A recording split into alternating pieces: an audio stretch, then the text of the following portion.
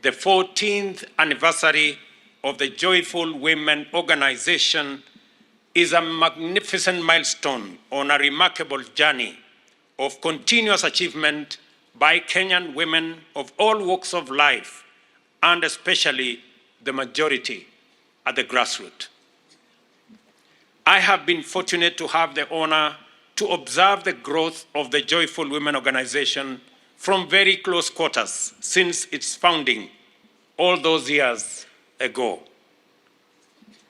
I have seen the struggles of its founder in the early days of hard work and very slow progress. Mama Racheal went many places in Kenya. She slept many nights away from us.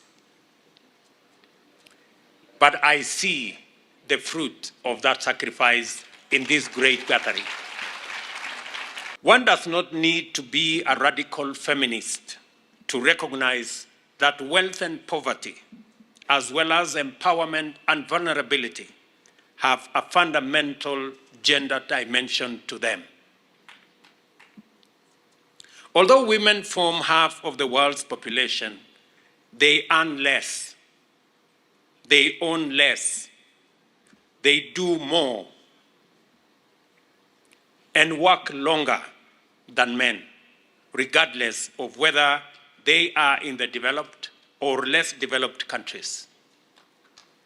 However, there is no doubt that women in the powerful industrial economies have it much better than their counterparts in our developing economies. Even so, it is a fact beyond all controversy that wherever there is failure at the public or social level, women are bound to be the hardest hit. Thus, even in war, or climate, or environmental disaster, poverty, disease, inequality, and marginalization disproportionately affect women negatively. Women are the anchors of all households and the engines that keep our societies and economies running. It follows that any policy, program, or project that does not focus on the role of women or neglects to involve them denies itself the opportunity to succeed and can only reach half of its objective at best.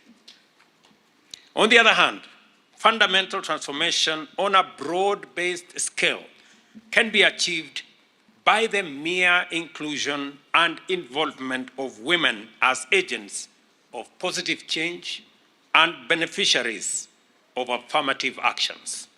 This is the essence of social justice in action. One of the reasons that Kenya's democracy, governance, and society has grown more and more stable is that since the early decades of our independence, women's education and girl-child empowerment have been critical policy priorities. The Fourth World Conference on Women famously known as the Beijing Conference, significantly enhanced the momentum of this movement, enabling more women to break through the glass ceiling into leadership positions across all sectors. Our Constitution now makes gender parity a fundamental constitutional principle, and the idea of a 50-50 representation is now an institutional imperative. It has been difficult, however, to actualize similar rates of inclusion in economic sectors. And as a result, women ownership of land or medium-sized and large enterprises is still minimal. Similarly, women's access to adequate financial resources or credit to enable them change this situation has for long remained discouragingly very low. As a result, women are relegated to micro-enterprises, subsistence farming, and other marginal economic activities that struggle to meet their daily needs and cannot support savings or any meaningful investment. Without proper affirmative support, it is not only possible but also easy for women to be trapped in a vicious cycle of poverty. A tremendous proportion of our economic potential can be unlocked by simply enabling women to participate in greater production and productivity across every sector, because their participation will drive exponential growth. Many years of witnessing the growth of joyful women have enabled me to reflect at length about how best to deliver the economic inclusion of women. The challenge in financial inclusion, of course, is that the marginalized have nothing in the way of capital or collateral to invest in a business or obtain credit.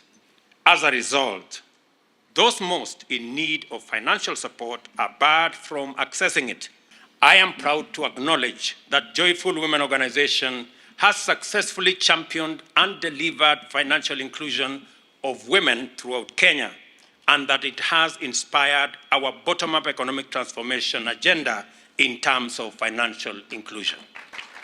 The organization has done much more, made greater strides, and achieved significant impact throughout Kenya. Malengo yetu na focus yetu iko katika vile tunaweza kuwawezesha wale wako chini pale katika bottom ya pyramid, vile tunaweza kuandamana na wao tukipanda ngazi ya maendeleo katika taifa letu la Kenya. Kina mama wengi ndio wanatusalishia chakula katika taifa letu la Kenya. Mimi naelewa kabisa kwamba wamama wengi ndio wanachangia katika kuzalisha chakula, na ndio sababu kama serikali tumesema tupunguze gharama ya mbolea, ndio tuweze kuwasaidia wakulima wengi, kati yao kina mama wengi, waweze kutuzalishia chakula katika taifa letu la Kenya, tuondoe aibu ya njaa kwa Kenya.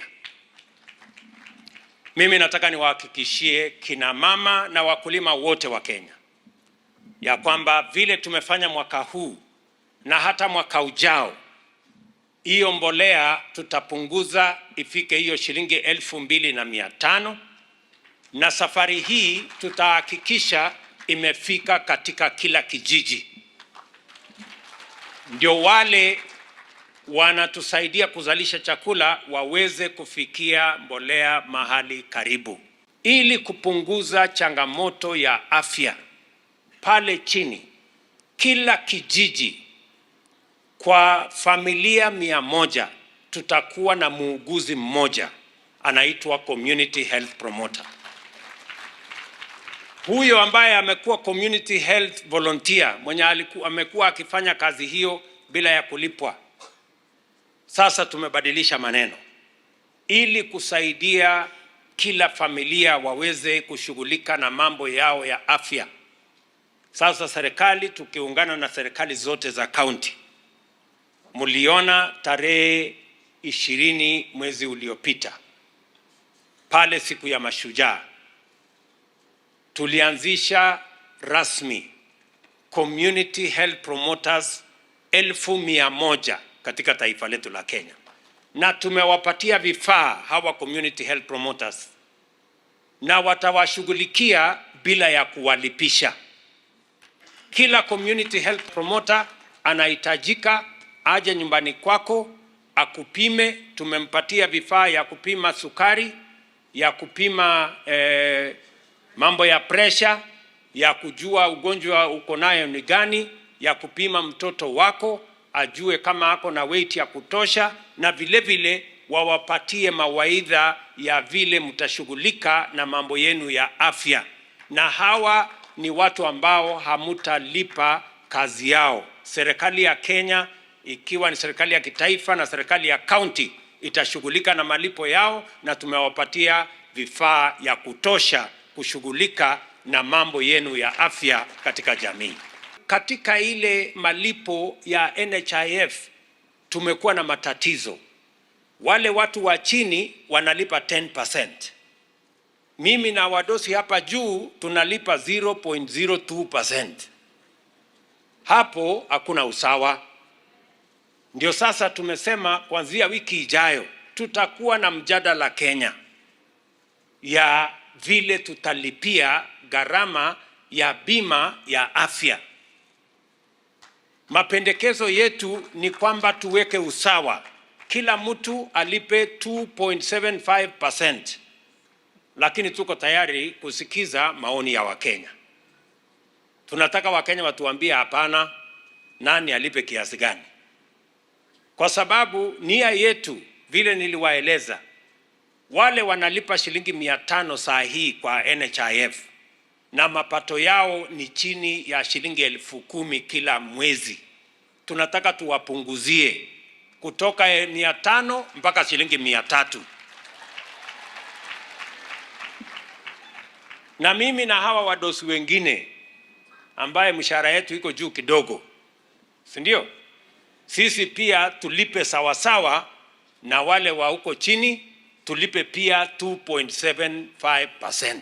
Mpango yetu ya housing, kwa sababu nimeona hapa na nimekuwa nikifuatilia, kina mama wengi wanashughulika na vile wataishi mahali pazuri.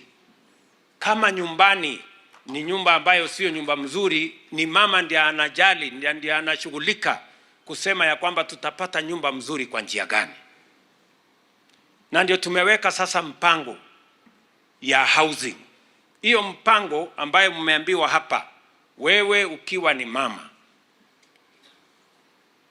hiyo mpango ya housing tumeweka ili kila Mkenya aweze kufikia nyumba anunue. Tulipiga kura kwa njia tofauti, tukapiga kura ambayo iliondoa ukabila katika taifa letu la Kenya. Na kina mama ndio wako mstari wa mbele katika kumaliza ukabila katika taifa letu la Kenya. Ya pili, tulipiga kura kwa njia ya amani ajabu. Mungu alitusaidia mara nyingi, na watu wengi walikuwa wanahofia kwamba pengine kukatokea maneno, lakini Mungu alitujalia, tukapiga kura, tukawa na amani, na Mungu akatusaidia. Tunasema asante sana. Na ya muhimu ya tatu ni kwamba watu wengi walikuwa wanahofia, kwa sababu kulikuwa na mazungumzo kwamba kuna kitu inaitwa deep state, ingine inaitwa system, ingine inaitwa sijui machinery. Watu wakashangaa, hii kura yetu kweli ndio itaamua ama ni ile system itaamua? Mungu ni nani jameni? Kura ya mama mboga na bodaboda ndio iliamua, sio system na hiyo ingine. Kama rais, nitaunganisha hawa viongozi wote kutoka sehemu zote za Kenya, kutoka vyama vyote za Kenya, tuungane tuweze kutekeleza maendeleo katika taifa letu tuweze kubadilisha Kenya na tupeleke taifa letu la Kenya mbele.